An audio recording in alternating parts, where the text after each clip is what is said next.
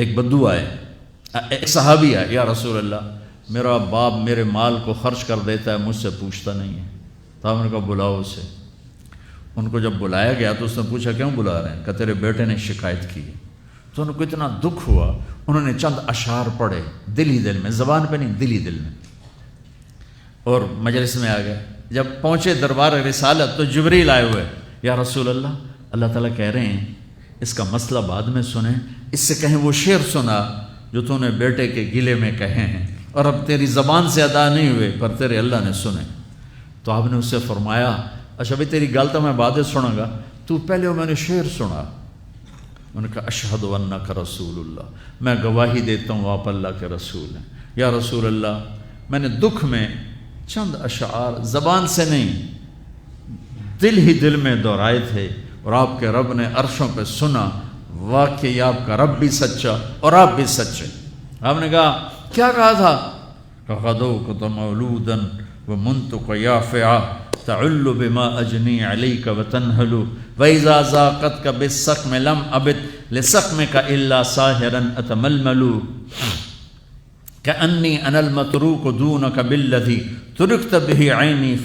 وعینی تحمل تخاف الردى نفسی علیک وانها لتعلم ان الموت وقت مؤجل فلما بلغت السن والغایة التي الیها مدى ما فیک اؤمل جعلت جزائی غلظة وفظاظة كأنك انت المنعم المتفضل فإن لم تر حق ابوبتی فعلت كما الجار المجاور يفعل۔ میرے نبی کے ٹپ ٹپ آنسو۔ کہا میرے بیٹے جس دن تو پیدا ہوا ہم نے اس دن اپنی ذات کے لیے جینا چھوڑ دیا، ہم نے تیرے لیے زندگی کا سفر شروع کیا، تجھے ٹھنڈی چھاؤں میں بٹھانے کے لیے گرم ہواؤں سے لڑا، تمہیں ٹھنڈی ہواؤں سے بچانے کے لیے برفانی راتوں میں کام کیا، تیری ایک مسکراہٹ دیکھنے کے لیے ساری ساری رات تڑپا، ساری ساری رات اپنے آپ کو کوہلو کے بیل کی طرح اپنی ساری جوانی کا رس نچوڑ کے تیری ہڈیوں میں ڈال دیا۔ میں بوڑھا ہوتا گیا، تو پروان چڑھتا گیا، میری کمر جھک گئی، تیری کمر اٹھ گئی، میری ٹانگوں سے جان نکل گئی، تیری ٹانگیں مضبوط ہو گئیں، میرے ہاتھ کانپنے لگے، تیرے ہاتھ مضبوط ہوئے، میں لڑکھڑانے لگا، تو اترانے لگا، تو مجھے خیال آیا کہ جیسے میں اس کے لیے دھکے کھاتا تھا، اس کی زندگی کی دعائیں مانگتا تھا، اس کے لیے تڑپتا تھا، چلو آج میرا یہ سہارا بنے گا۔ لیکن جب تجھ میں جوانی کی لہر دوڑی اور مجھے بڑھاپے نے کھا لیا، جب جوانی میں تجھ میں رنگ بھرا اور بڑھاپے نے میرے رنگ چھین لیے، جب جوانی تجھے سیدھا کیا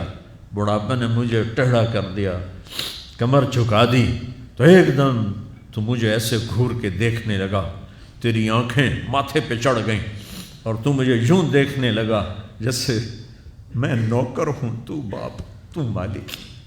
تو میں نے اپنی 30 سالہ زندگی کو جھٹلا دیا کہ ہاں میں باپ نہیں ہوں، میں نوکر ہوں، یہ میرا سردار ہے، اگر یہ بیٹا ہوتا تو یوں تو نہ کرتا۔ اس نے میری راتوں کے تڑپنے کو بھلایا، میرے گرمی سردی سے لڑنے کو بھلایا، کولو کے بیل کی طرح میرے چکر کاٹنے کو بھلایا، اپنی خوشیوں کو دفن کر دیا اپنے سینے میں، قبرستان بنا دیا اپنے سینے کو، اپنی خواہشات کا اور اپنی خوشیوں کا، اور آج تو مجھ سے ایسے بات کرتا ہے جیسے میں نوکر ہوں اور تو میرا آقا ہے۔ اچھا میرے بیٹے میں نوکر سہی، تو سب، پر میں تیرا پڑوسی، تو بندہ پڑوسی سے پوچھ ہی لیتا ہے کیا حال ہے، کوئی ضرورت تو نہیں، اتنا ہی پوچھ لیتے۔ دیکھو میں آج رو رہا ہوں، یہ بڑے دردناک اشعار ہیں، میری اردو میں اتنی وسعت نہیں ہے کہ میں ان اشعار کا درد سمجھ سکوں اردو کے الفاظ میں، لیکن اتنا بتاتا ہوں کہ میرے نبی روتے روتے ہچکی لگ گئی، اتنا روئے،